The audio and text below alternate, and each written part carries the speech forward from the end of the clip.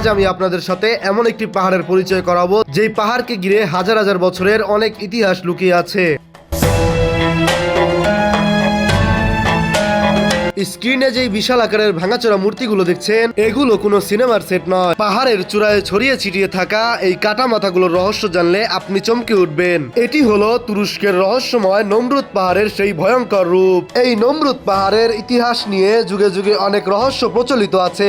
অনেকে একে পবিত্র কোরআনে বর্ণিত অত্যাচারী শাসক নমরুদের রাজত্বের সাথে মেলান। লোকমুখে প্রচলিত আছে আল্লাহর নবী হযরত ইব্রাহিম আলাইহিস সালাম যখন নমরুদের মূর্তি পূজার বিরোধিতা করেছিলেন, তখন এই অহংকারী শাসক তাকে এক বিশাল অগ্নিকুণ্ডে নিক্ষেপ করেছিলেন।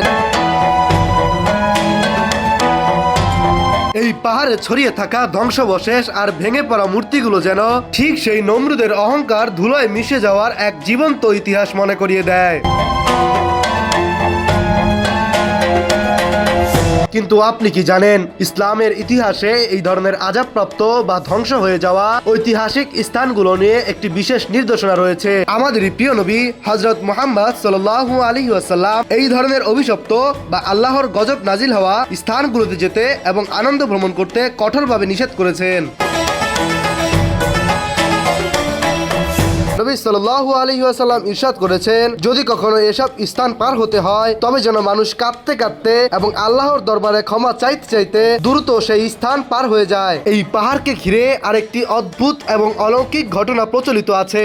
আল্লাহ তাআলা হযরত সুলাইমান আলাইহিস সালামকে যে জগৎজয়ী ক্ষমতা আর জিনদের উপর পূর্ণ নিয়ন্ত্রণ দিয়েছিলেন, সেই সময়ে এই দুর্গম পাহাড়ের গভীরে বিপুল পরিমাণ অলৌকিক ধন সম্পদ ও রাজকীয় গুপ্তধন লুকিয়ে রাখা হয়েছিল। যুগের পর যুগ ধরে বহু মানুষ সেই গুপ্তধনের সন্ধান করার চেষ্টা করেছে, কিন্তু আজ পর্যন্ত কেউ তার সীমানা ভেদ করতে পারেনি। আর আজকের এই ভিডিওটি এখানেই শেষ করতে হচ্ছে।